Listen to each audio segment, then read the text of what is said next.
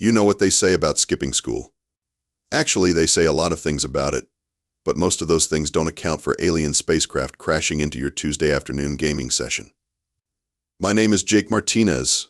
I'm 12 years old, and I was supposed to be in Mrs. Henderson's math class learning about fractions. Instead, I was hiding behind a rock in Central Park, trying to beat level 47 of Galaxy Destroyer. The irony wasn't lost on me later. Look, it's not like I make a habit of ditching school. Okay, that's a lie. I totally make a habit of it. But this particular Tuesday was special because my little sister Maria had another one of her allergy attacks that morning, and Mom was all panicked and crying, and honestly, watching someone almost die before breakfast really kills your enthusiasm for learning about denominators. So there I was, minding my own business, completely absorbed in blasting digital spaceships, when a very real, very non-digital spaceship decided to make an unscheduled landing about 10 feet from my hiding spot. And by landing, I mean crashing. Hard. The thing was sleek and purple, like someone had crossed a sports car with a jellyfish. Smoke was pouring out of what I assumed was the front end, and the whole contraption was making this weird whining noise that sounded like my neighbor's dog when it wants food. Out of the wreckage stumbled the most bizarre creature I'd ever seen outside of a video game. Picture an octopus, but purple, and wearing what looked like a military uniform covered in medals. She had these huge golden eyes that were currently filled with panic, and tentacles that were flailing around like she was trying to flag down a taxi. "Human child," she shouted in heavily accented English. "You must help. My daughter, she is dying." And that's when I saw the kid. Another alien smaller than the first one, lying motionless on the ground. She was the same purple color as her mom, but covered in spots that were rapidly turning from bright pink to a sickly gray.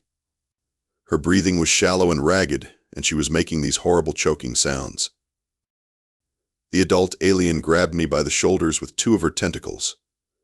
"Please, small human. I am Commander Vex'ara of the Zentauri Empire. I offer you the gratitude of the entire Galactic Council if you can save Princess Zira." I stared at her for a moment, then looked down at my handheld console, then back at the dying alien kid. "Lady," I said with all the sarcasm a 12-year-old could muster, "I just wanted to beat level 47. But here's the thing about growing up with a sister who has life-threatening allergies. You learn to recognize the signs. The shallow breathing, the skin discoloration, the desperate gasping for air. Whatever was happening to Princess Zira, it looked exactly like what happened to Maria when she accidentally ate a peanut. And just like that, my perfectly normal Tuesday of educational truancy became something else entirely. Now, I want to be clear about something. I'm not a hero. I'm not brave or noble or any of that garbage they put in movies. I'm just a kid who's seen his little sister almost die enough times to recognize the symptoms. And Princess Zira, lying there turning gray and making those awful choking sounds, looked exactly like Maria during her worst attacks. "What happened to her?" I asked, trying to sound more confident than I felt. Commander Vex'ara was practically vibrating with panic. Assassination attempt. Political rivals. They used Krellian death spores, most deadly poison in known galaxy. Ah. I knelt down next to the princess and checked her pulse. Weak and rapid, just like Maria's got during bad reactions. "And you guys don't have any medicine for this?" "No cure exists. Krellian spores designed to kill within minutes. Only reason she still lives is her royal blood provides some resistance, but not for much longer." I looked at the princess again. The gray spots were spreading, and her breathing was getting worse. In my backpack, I had Maria's emergency EpiPen, the one Mom made me carry everywhere just in case. It was a long shot, but if alien physiology was anything like human physiology, and if this poison worked anything like an allergic reaction, this is either going to save her life or kill her faster, I muttered, pulling out the EpiPen. "But she's dying anyway, so I guess we're doing this." Commander Vex'ara's eyes went wide. "What is that device?" "It's called an EpiPen. It's full of epinephrine. We use it to counteract severe allergic reactions. I removed the safety cap and positioned it against Princess Zira's thigh. This might hurt. Duh. I jabbed the pen down hard and held it for 10 seconds, just like I'd seen Mom do with Maria dozens of times. Then I sat back and waited. For a moment, nothing happened. Princess Zira kept choking. Her skin kept turning gray, and I started to wonder if I'd just murdered an alien princess on a Tuesday afternoon in Central Park. Then she gasped. A real, deep breath. The gray spots started fading, replaced by healthy purple skin. Her eyes fluttered open, and she looked up at me with the most annoyed expression I'd ever seen on a 10-year-old's face. "Who are you?" she demanded in perfect English. "And why does my leg hurt?" Commander Vex'ara let out a sound that I can only describe as a mixture of a sob and a war cry. She scooped up her daughter and 4 of her tentacles while using the other 4 to grab me. "You have saved the heir to the Zentauri throne," she declared, her voice booming across the park. "I hereby declare you blood brother to the royal house of Zentauri. The entire Galactic Council shall know of your heroism." I wiggled out of her grip, picked up my handheld console, and shrugged. Look, I just stabbed her with a needle. My mom does that to my sister like twice a month. It's not exactly brain surgery. But Commander Vex'ara wasn't listening. She was already pulling some kind of communicator out of her uniform and speaking rapidly in what sounded like a mixture of whale songs and someone gargling mouthwash.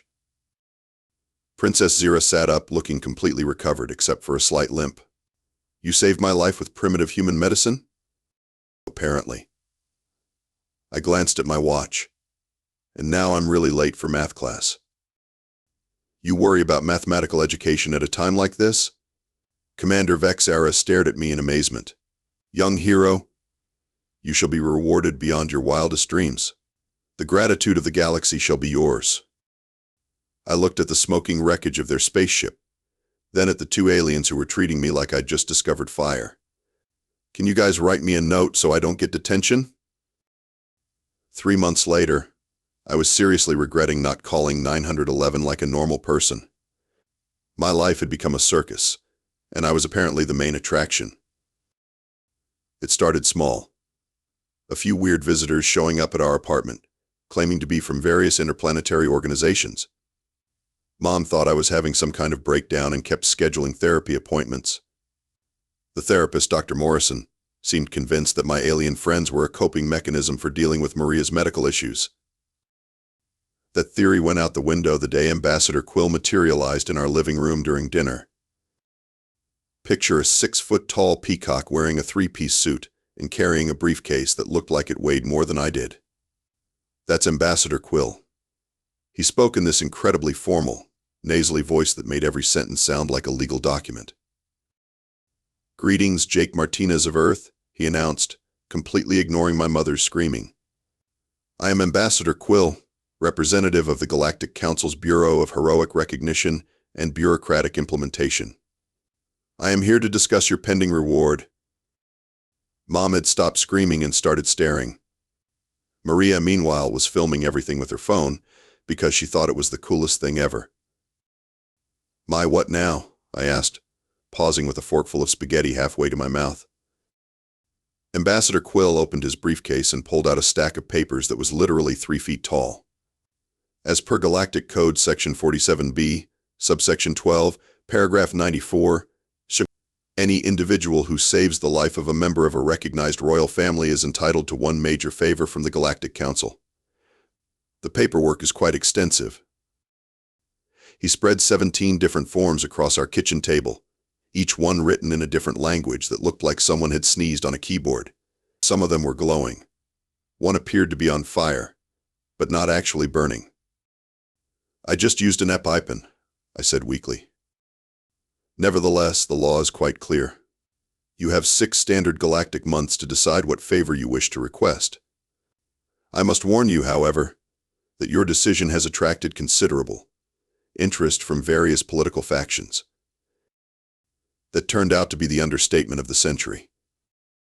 Over the next few weeks, our apartment became Grand Central Station for the galaxy's most annoying political activists.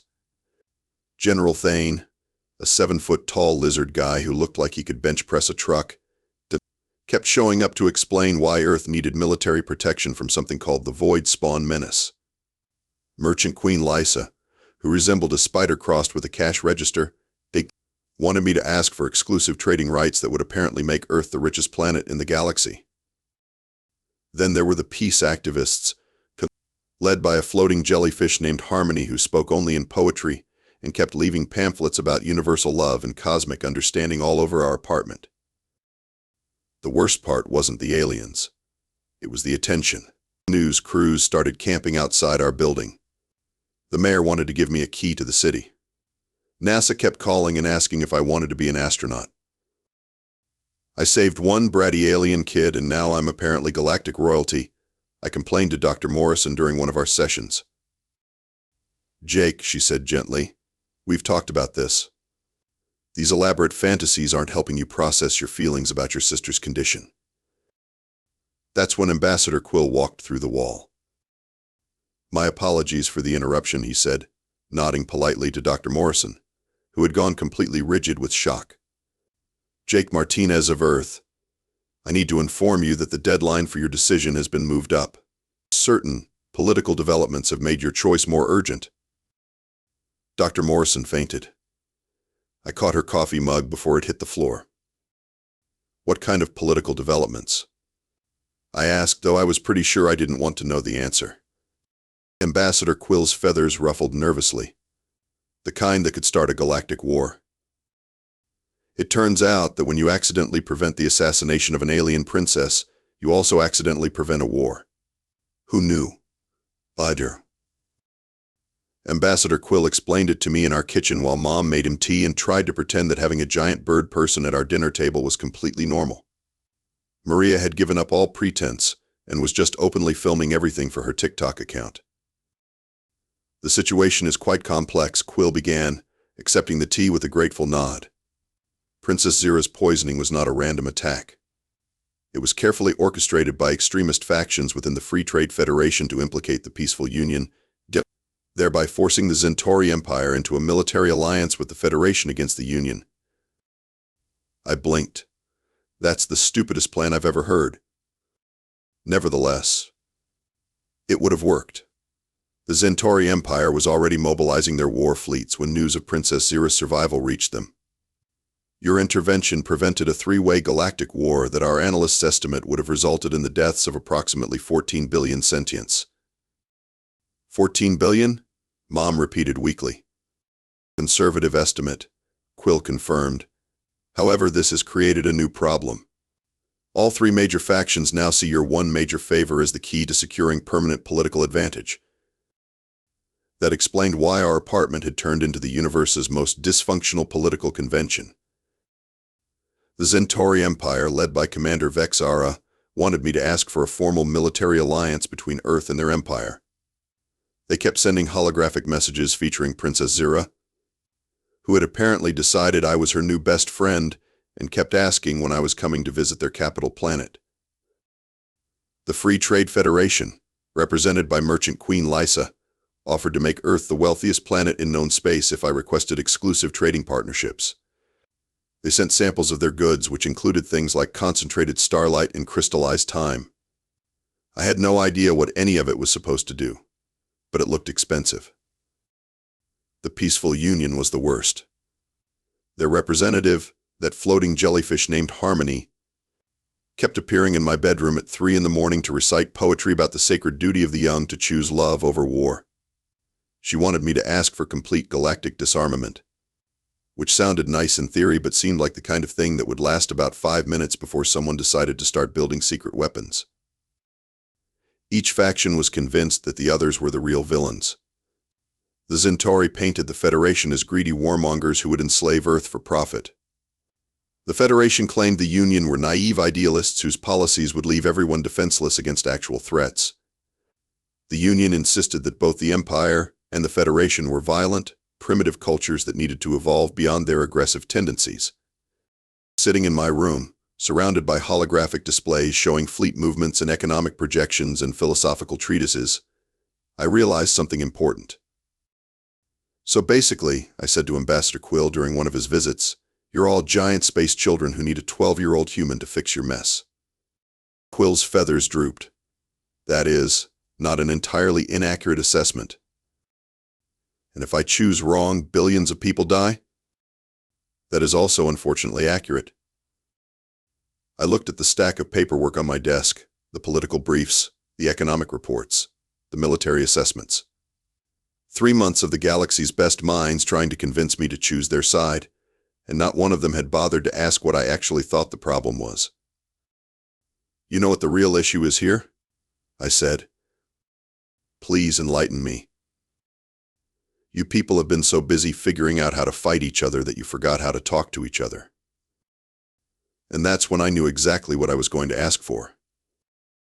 I called the meeting for Friday night at 8 p.m., figuring that was late enough that Maria would be in bed and early enough that I wouldn't fall asleep during the middle of galactic diplomacy. Mom had given up trying to understand what was happening, and had started charging the aliens for coffee and snacks. Apparently, saving the galaxy was expensive. Ambassador Quill had set up the holographic communication array in our living room, which now looked like the bridge of the Enterprise if the Enterprise had been decorated by my mother and smelled like her lavender air freshener. The 3 faction leaders appeared as life-sized holograms, each one looking appropriately serious and important. Commander Vex'ara stood at attention in her formal military dress uniform, all tentacles and metals. Merchant Queen Lysa perched on what looked like a throne made of gold and diamonds, her spider-like form glittering in the light. Harmony the jellyfish floated serenely, pulsing with soft, multicolored lights that were probably supposed to be calming but mostly just reminded me of a lava lamp. Leaders of the galaxy, I began, standing in front of my TV with all the authority a 12-year-old could muster. I've made my decision. 3 alien faces leaned forward expectantly. Ambassador Quill stood behind me, his feathers practically vibrating with tension. For my one major favor from the Galactic Council, I announced, I want a really good pizza recipe that works with any species' dietary restrictions. The silence was deafening. Commander Vex'ara's golden eyes blinked slowly. Merchant Queen Lysa's multiple eyes all focused on me with what I assumed was confusion. Harmony stopped pulsing entirely. I beg your pardon? Commander Vex'ara said finally. Pizza. You know, bread, sauce, cheese, toppings. But I want a version that all 3 of your species can eat together without anyone getting sick or dying. Merchant Queen Lysa's mandibles clicked rapidly. Child, you could ask for anything. Wealth beyond measure, military might, technological advancement. And you want? Food preparation instructions? Has this human youngling suffered brain damage? Harmony asked, her voice like wind chimes in a gentle breeze. Nope, I said cheerfully. I'm thinking perfectly clearly. See, here's the thing. You're all fighting over resources and territory and who gets to be in charge, but you can't even eat together. How are you supposed to trust each other if you can't share a meal? The 3 leaders exchanged glances, or at least I assumed that's what they were doing. It's hard to tell with holograms. The human has a point, Commander Vex'ara said slowly. The sharing of sustenance is considered sacred among many cultures. Including mine, Harmony admitted. Though I find his logic rather simplistic. Simplistic maybe, I said. But when was the last time any of you actually sat down and talked to each other without weapons, or contracts, or treaties? When did you last have a conversation that wasn't about politics? More silence. That's what I thought, I continued. So here's the deal. I want my pizza recipe, and I want all 3 of you to come to Earth next week to try it, together. At the same table. In my backyard. You want to conduct galactic diplomacy over pizza? Merchant Queen Lysa asked. Why not? It worked for my parents. They had their first date at Tony's Pizza Palace. 19 years later, they're still together. Ambassador Quill stepped forward. Jake Martinez of Earth, are you certain this is how you wish to use your favor? It cannot be changed once requested. I looked at the three most powerful beings in the galaxy, all of them staring at me like I'd lost my mind. Maybe I had, but maybe that's what the situation needed. Yeah, I said, I'm sure. One universal pizza recipe and one dinner party. That's my final answer. The galactic peace accords were signed on a paper tablecloth in my backyard while Commander Vex'ara tried to figure out how to eat pizza with tentacles. It took the galaxy's best food scientists 3 days to create a pizza that met everyone's dietary requirements. The crust was made from something called quantum wheat that could adjust its molecular structure based on the digestive system of whoever was eating it. The sauce was a blend of Earth tomatoes and Zentauri moonberries. The cheese was apparently harvested from cooperative space cows that the Peaceful Union had been raising on their agricultural planets. The toppings were where things got weird. Pepperoni for the humans, crystallized energy pods for Commander Vex'ara, precious metal shavings for Merchant Queen Lysa, and photosynthetic algae for Harmony. It looked like someone had decorated a pizza with jewelry and pond scum, but it smelled amazing. Mom had gone into full hostess mode, setting up our picnic table with her good dishes and making enough salad to feed a small army.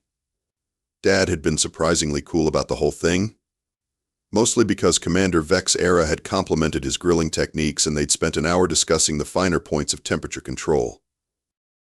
Maria was live streaming the entire event, which apparently broke several intergalactic broadcasting laws. But Ambassador Quill decided to overlook it in the interest of cultural exchange.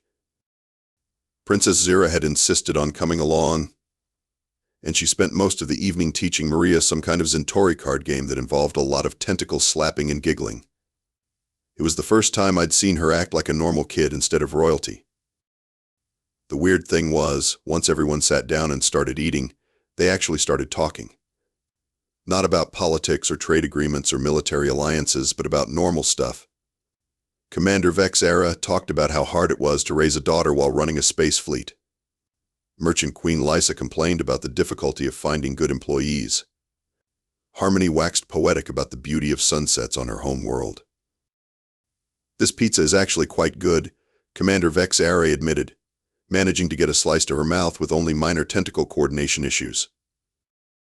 The profit margins on universal food could be substantial, Merchant Queen Lysa mused, already calculating costs in her head. Food is a bridge between cultures, Harmony said dreamily. How wonderfully simple. And that's when it happened. They stopped talking past each other and started talking to each other. Commander Vex'ara realized that the Federation's trade policies weren't meant to exploit anyone, they were just trying to create economic stability.